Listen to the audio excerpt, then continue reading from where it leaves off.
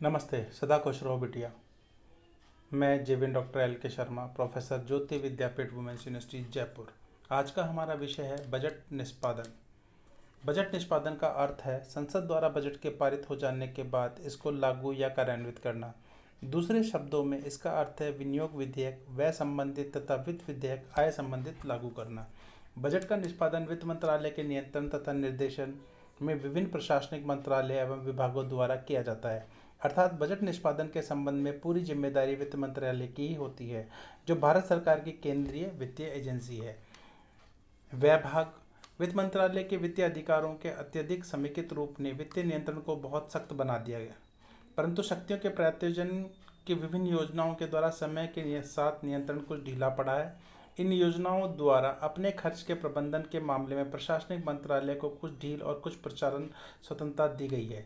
प्रशासनिक मंत्रालय एवं विभागों के खर्चे पर वित्त मंत्रालय अपने नियंत्रण निम्न उपायों से लागू करता है। नीतियों और कार्यक्रमों का सैद्धांतिक अनुमोदन, बजट अनुमानों में प्रावधान की स्वीकृति, व्ययकर्ता प्राधिकरण अर्थात मंत्रालय को प्रदत्त शक्तियों के अधीन खर्चों की स्वीकृति, एकीकृत वित्तीय सलाहकार के माध्यम से वित्तीय सलाह उपलब्ध कराना, अनुदानों के पुनर्वियोग अर्थात उपशीर्ष से दूसरे उपशीर्ष में धन का हस्तांतरण, आंतरिक लेखा परीक्षा प्रणाली, व्ययकर्ता प्राधिकरणों द्वारा पालन किए जाने वाले वित्तीय संहिता का निर्धारण।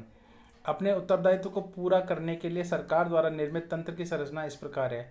नियंत्रण अधिकारियों की प्रणाली, जो आमतौर पर मंत्रालय एवं विभाग प्रमुख होते हैं। सक्षम प्राधिकारियों की प्रणाली, जो वित्तीय स्वीकृतियां देते हैं। आहरण एवं वितरण अधिकारियों की प्रणाली। भुगतान एवं लेखा प्रणाली, भुगतान करने तथा लेखा संकलन के लिए केंद्र सरकार के विभिन्न विभागों में भुगतान एवं लेखा कार्यालय स्थापित किए जाते हैं। पुनर्विनियोग एक कार्यान्वयन कार्य है। इसके लिए वित्त मंत्रालय या उसके प्रशासनिक मंत्रालय या विभाग की औपचारिक स्वीकृति लेनी पड़ती है, जिसको अपेक्षित शक्तियां सौंपी गई हैं। पुनर्विनियोग की अनुमति केवल उसी अनुदान के अंतर्गत है और यह अनुमति निम्नलिखित मामलों में नहीं दी जा सकती। खर्च की तत्मत एवं प्रभारित मदों पर, उस नई सेवा पर खर्च की पूर्ति के लिए जिसकी बजट में व्यवस्था नहीं की गई थी।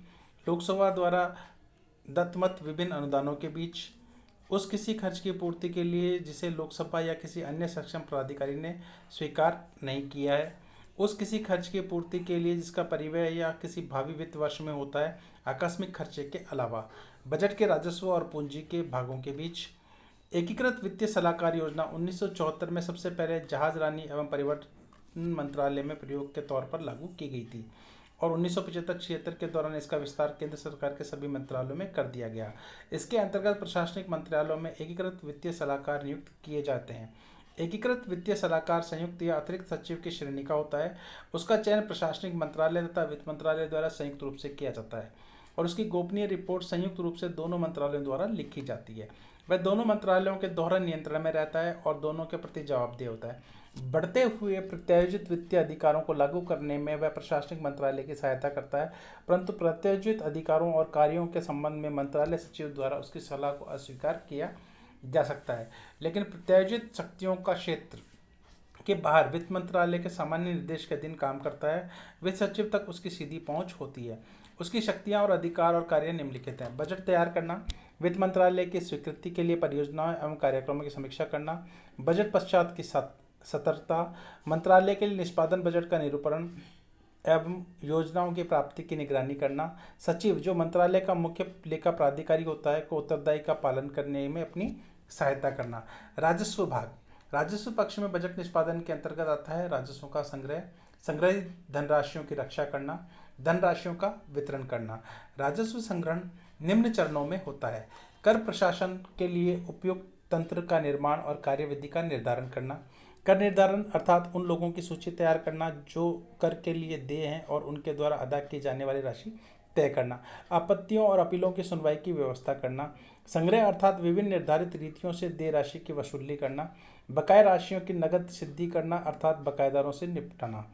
कर संग्रह का प्रभारी तंत्र पूरी तरह से वित्त मंत्रालय के नियंत्रण और देखरेख में काम करता है।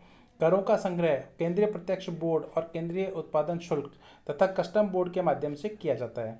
राशियों के आहरण और वितरण में भारतीय रिजर्व बैंक के साथ भारतीय स्टेट बैंक, जिला कोषागार तथा उप कोषागार संलग्न हैं।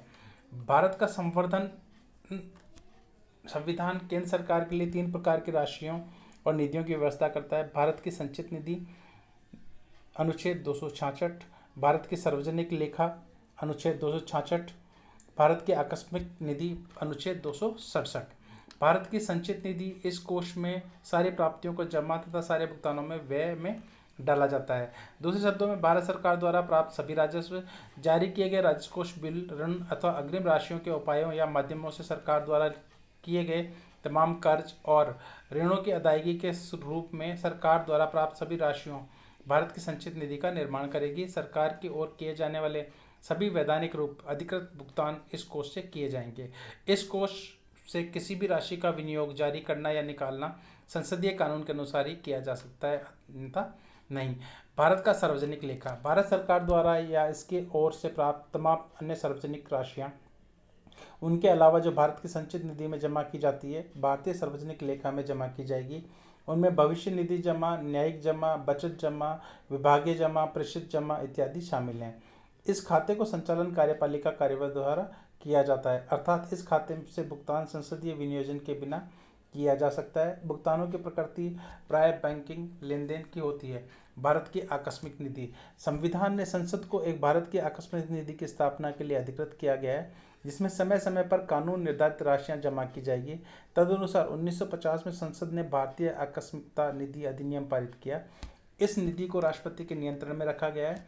वह संसद द्वारा प्राधिकृत करने से पूर्व अनदेखे खर्च की पूर्ति के लिए इसमें पेशगी दे सकता है। राष्ट्रपति की ओर से यह निधि वित्त सचिव के अधीन रहती है। भारतीय सार्वजनिक लेखा निधि की तरह इसका संचालन भी कार्यकारी कार्रवाई द्वारा होता है। यह सभी बातें बजट पारित करने को लेकर के थी, बजट निष्पादन को लेकर के थी। धन्यवाद।